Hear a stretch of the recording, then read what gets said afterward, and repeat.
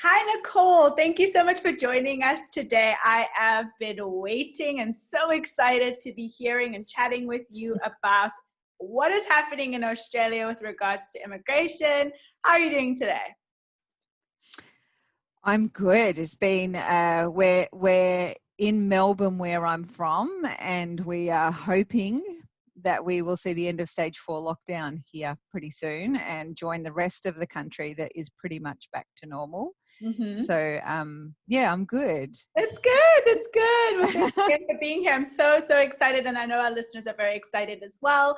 So how about we dive right in? So can you give us a brief insight into the current immigration policies and procedures that are in place as a result of COVID?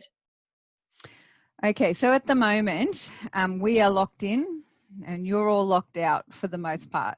So even Australians, even our former Prime Minister needed permission to leave the country to go to the UK. It's fairly strict here. In terms of coming in, the government have provided a little bit more clarity around that. So originally, when we had the full lockdown, it was basically only Australian citizens and their relatives, direct relatives coming in. Then there was a bit more flexibility around that in terms of what the government was describing as critical needs sectors. So if you had a critical skill or you worked in a critical sector, then it was possible, and it still is, to apply for a waiver of the travel ban. So this is aside from getting the visa. That's a whole nother ballgame. The visa is relatively easy. Not a lot has changed with that. It's getting in that's a hard bit. So the government gave us some loose guidelines to start with what critical need might be. So it was everything from what you would expect, health and medical, through to occupations and areas that might boost our economy. So Australia is very well aligned with New Zealand, and so when New Zealand put their hand up to get Hollywood in, so did we. So on our critical skills list, you'll find filmmakers and television. Need entertainment. Entertainment is key. But I think the vibe of the list is things that are going to assist us in the short term or improve and increase the economy back to a place that it was before.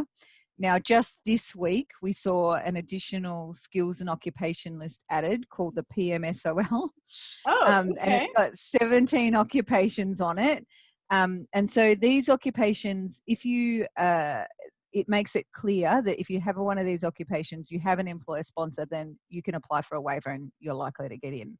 So it includes things like CEO, construction project managers, nurses, and some IT occupations. Okay. Well, that's pretty progressive that they're at least, despite the lockdown, that they're at least adding onto the list of those exemption categories for people that will be able to then have the ability to come in despite what's happening right now. Is that kind of what the wave is right now? Yeah. I think that migration is inherently political, and there's a fine line between keeping us protected health-wise, keeping Australian jobs protected, and bringing in the skills and infrastructure we need to rebuild the country after being stopped, basically, in some parts of the country, and certainly here. So one thing about Australia is we absolutely need migration. And even though there is a pause at the moment, we just don't have the skills in Australia without migration. So I think that this is the start of things to come. Good. That's great news. So in terms of, you guys are on lockdown, people can't come in, but what's happening from a immigration processing perspective? So are local immigration authorities operating? What is the current situation regarding processing? Well, most of our visas are still done online, and those that aren't done online are done on paper, so they're posted. And there's only a handful of those, such as parent visas. So we can still lodge applications. They're still being processed and decided.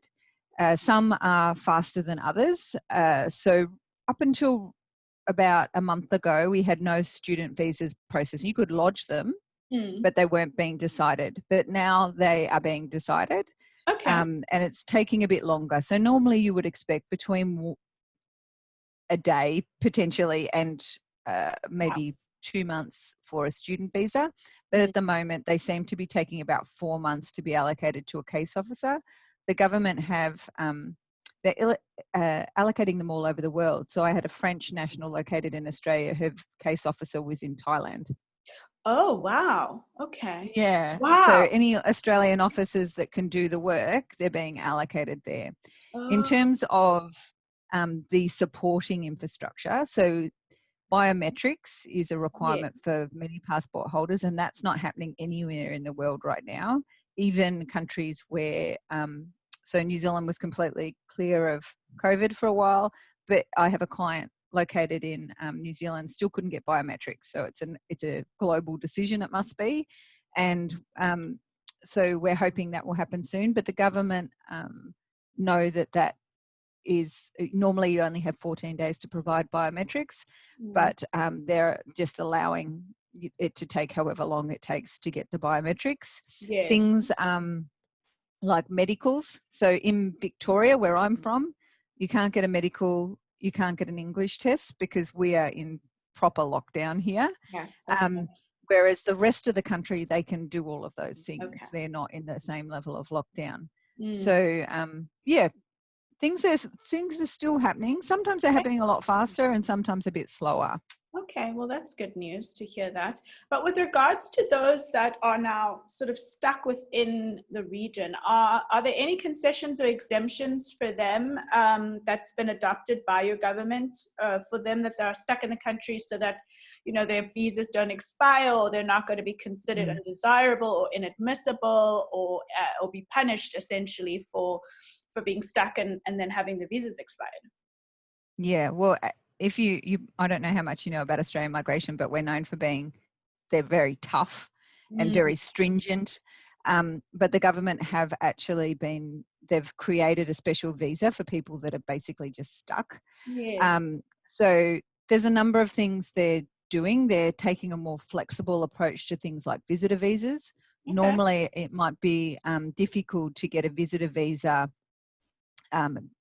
There's 3 requirements that are assessed quite strictly, but the government are being a little bit more flexible. But there is a visa that we had before called a 408 visa, and it's usually used for events or training or things like that where people need to be here for a little while. And what they did was they created a COVID event. Oh, So interesting. instead, so yes, come to the COVID event in Australia. So whereas New Zealand, they just extended everybody's visas. Yes. In Australia, if you have no other option, so you're within 28 days of your visa expiring, Yeah. and you have no other option. For example, there's some people here who a flight home might cost $10,000 because there's hardly any Mhm. flights and they have to get business class, or there may be no flights to their home country, or their home country might be more dangerous for COVID. And Yeah. it's just not practical for them to leave at the moment. These sort of people could apply for a 408 visa. There's 2 streams within that visa, one which is critical needs that will come with work rights, and some of those are being granted. But the 408 for people that just really want to leave, but it's not the right time yet, it Yeah. appears that our government isn't approving them. They're not deciding them. They've just provided it as a mechanism for them to stay lawful. Okay. So you apply, you get a bridging visa, you're lawful, Yeah. and it's possible that they will be granted, but thus far none of me nor any of my extended network know of anybody who's had the 408 COVID event non-work stream granted. But it's keeping people legal.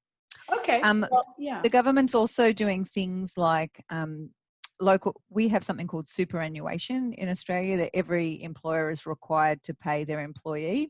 And it's like a retirement fund. Okay. And so they allow, if you are in financial hardship, people can access their superannuation up to $10,000. So people that are from somewhere else are also able to apply for that. And some states have provided grants up to around $1,000 for people who have lost their jobs but aren't from here. Yeah. But we don't have access like some countries have. Like people from overseas generally don't have access to our welfare system. Interesting. So then, okay, so you've mapped out what the concessions are with regards to people that are stuck within Australia. What about those guys and gals who, before all this struck, got their visas approved, they're ready to travel, and bam, they can't come? What happens to those guys and gals, and do they now have to start their visas over? Are those visas no longer valid? What would you advise those ones? Well, those visas are still valid. They are making concessions for certain things that have been quite stringent in the past. So one example is student visas. The idea is that if somebody gets a student visa to Australia, they should travel to Australia and study in Australia. But through no fault of their own, at the moment, they're not permitted to travel. So the government has allowed online study. Okay. So they can start their courses without entering. And that's really important for a number of students because many students, they want, after their study, a graduate visa. And for that, you need to have studied in Australia. Yes. And so they're allowing this online concession for the students who have been affected by COVID to still be considered as studying in Australia. So that's a good one. Oh, that is a good one. And it would appear that they would, if they're using that for the 485, they'll also be able to use that for another component. So if you study in Australia, you can get points going towards your PR. So it's possible that you could also do that. Other things that they've got, for example, people might be granted their PR, but they can't travel to Australia. Yes. And they have on their visas what we call a must not arrive after date. So normally if you don't arrive before that date, you have to start the visa process again, technically. You've not got the visa. But they're allowing people to enter after that date if they've been affected by COVID and can't travel. There's a couple of examples of the concessions they're making. They've been forced to be a little more flexible than what they would normally be. I can imagine. And with those visas, with people, just backtracking a little bit, and those people that are stuck within Australia and they're given the lawful status, is that automatic, or do they have to actually apply for it? Is that an actual process? They have to apply for it. It's a free, the 408 visa is a free visa. Okay. So the whole purpose of the visa is to stop people applying for visas that they shouldn't. Yes. And stop people not applying for a visa because they don't have the money. So, rather than become unlawful, which people might have done in the past, and obviously becoming unlawful could affect your permanent options. Yes. They've created this visa especially for that. So you have to apply, it's free, and you get what's called a bridging visa. And a bridging visa is a visa that links between your old visa and the new visa and keeps you lawful. I see. And of course, I would imagine you haven't experienced any rejections of this 408, right? I mean, It's pretty much set in stone. You're stuck here. You can't go anywhere. We're going to give you this visa so that you can be lawful. Well, that's good. I mean, people are very worried about that type of situation all over the globe. How's this going to affect me and my family if I leave? And, am I lawful? Any future visa applications are going to be affected by this. So it's nice to see that Australia is kind of getting on the money, getting on the bandwagon and supporting, the migrants that, unfortunately, in light of everything that's happening, really don't have a choice in the matter.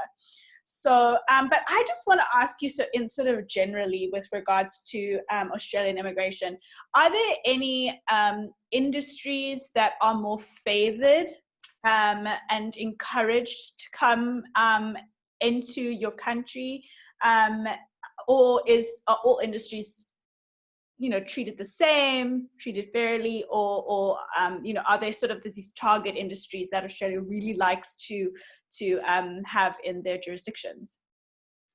Well, you can still apply for any of the other any visas for any occupation that's on their occupation list. However, it might not be granted, or it might be delay in grant or processing.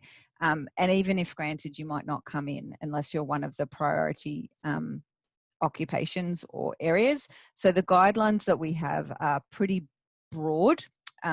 I've got a summary of it here. Oh, so wonderful. the obvious ones, for example, are specialist medical services, medical evacuations, delivery of critical medical supplies. Obviously, in the short term, that's very important. Yes. Also, other skills that are essential to supply goods and services, such as medical technology, critical infrastructure, telecommunications, and mining. Supply chains, logistics, aged care, agricultural, primary industry, food production, and the maritime industry. Mm-hmm. Also, things that will help the economic recovery. So fintech, large-scale manufacturing, film and television, and emerging technologies. So also religious workers. Apparently that's critical. Yes. I find myself that is a critical thing for all some of our souls need, all of our souls need to be saved here.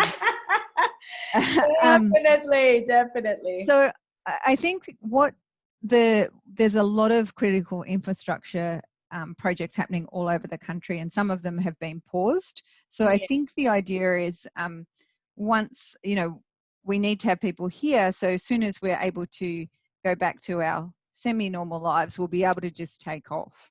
Yes. So I think that if you are, in my view, if you are working in engineering projects, if you're working in food supply and you're working in health, there's a good chance that you might meet those criteria. Yes, yes. Well, that's great to know. That's great to know. So in hindsight, just on, I like to remain just a little bit optimistic with a slight twist of realistic. You're very like myself, I think. Yeah. Which is why we get along. Yes. What would you recommend to companies, to your clients who now want to plan for the future post-COVID? We are under lockdown. Many jurisdictions are not allowing anybody in or out unless it's under exceptional circumstances.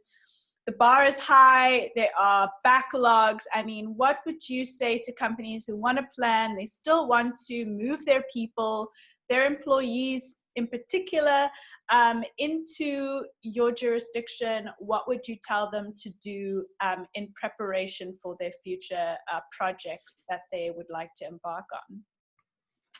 I think that migration takes a lot longer than what anybody ever expects, particularly to Australia. We make people jump through a lot of hoops here generally, and that might involve, unless you have one of the 5 passports, US, UK, whatever, you need to have your English tested. You might need a skills assessment. You might need 3 approval processes to get your business approved. I think now is the time to prepare. I don't doubt that I feel, despite being in stage 4 lockdown, despite working in migration with our borders shut, I am quite optimistic. I think that Australia will come out of this really well. I think that if people are doing analysis of the major countries that they might want to travel to, how our government has responded, while don't have Jacinda Ardern as our Prime Minister, unfortunately.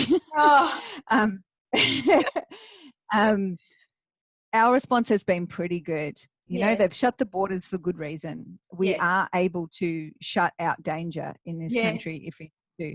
We have welfare services for our residents. So they've ordered businesses to stop work, but they've provided income for everybody working. That's amazing. We have universal healthcare.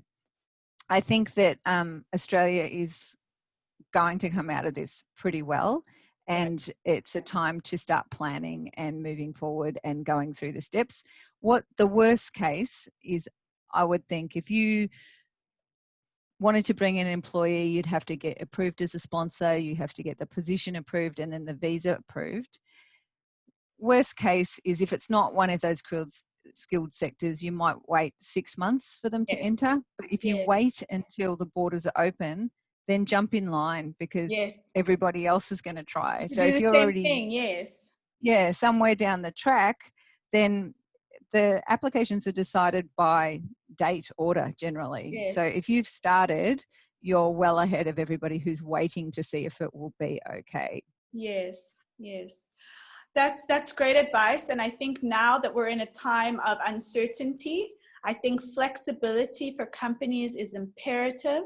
I know that a lot of companies are restructuring, but still encouraging people to move around and know that at some point everything, we may not be back to where we were, but that doesn't necessarily mean a negative.